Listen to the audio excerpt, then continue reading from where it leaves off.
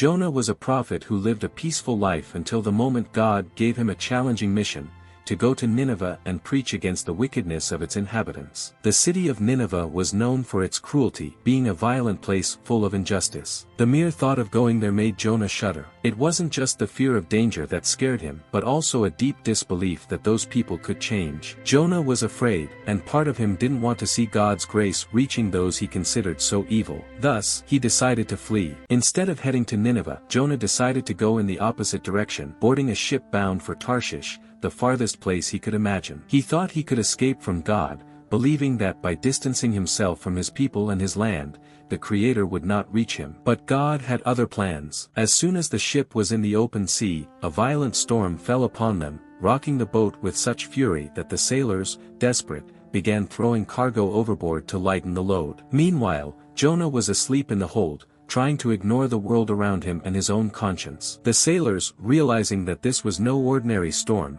decided they needed to discover who was bringing such bad luck upon them. They cast lots, and the fate pointed to Jonah. Confronted, the prophet admitted the truth: he was fleeing from God. He told them about the divine command and his attempt to escape. Jonah's confession left the men on the ship terrified, as they understood that the wrath upon them was supernatural. He then suggested something drastic: that they throw him into the sea to end the storm. The sailors, though reluctant, found no other solution. After trying in vain to row back to land, they realized that the storm would not let them escape. With heavy hearts, they took Jonah and threw him into the sea, hoping that this sacrifice would calm the furious waters. And so it happened. The moment Jonah touched the waters, the storm ceased, and the sea calmed down. Fear gripped the sailors, and they began to worship Jonah's God, impressed by the power they had witnessed. Meanwhile, Jonah sank into the dark, cold waters. He felt that this was his deserved punishment. But God, in his mercy, had a different plan. A great fish, sent by the Creator himself, swallowed Jonah. Inside the belly of that fish, Jonah found the darkest and loneliest place he had ever experienced. He spent 3 days and 3 nights in isolation,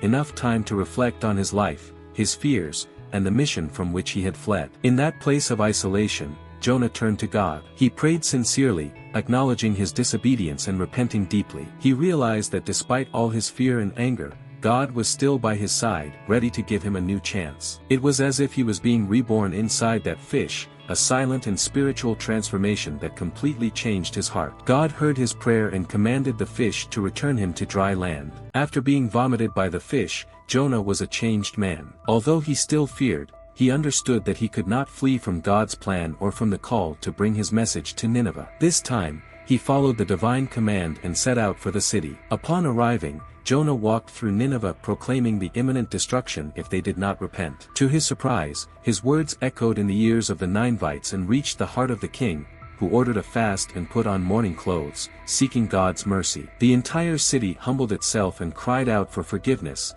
and God, in his infinite goodness, decided to spare Nineveh. This decision left Jonah confused and angry. He could not understand why God would choose to have mercy on those people he considered so cruel. But God taught him one final lesson: just as he had compassion for Jonah, he also had compassion for the thousands of inhabitants of Nineveh, who did not know the difference between right and wrong. In the end, Jonah learned that God's grace is not limited by the boundaries of what we deem deserved. It is a love that seeks out the lost, that welcomes even those who, in human eyes, seem unworthy. Jonah's struggle against his mission and the fear he felt show how often we run away from what challenges us, but also how God never gives up on leading us to our true calling. Nineveh was not just a place of conversion for its inhabitants, but also a mirror for Jonah to see how much he needed to change. Thus, the story of Jonah teaches us that no matter how far we try to run, God always finds us. And when we finally accept the path he proposes, we can witness transformations we never thought possible,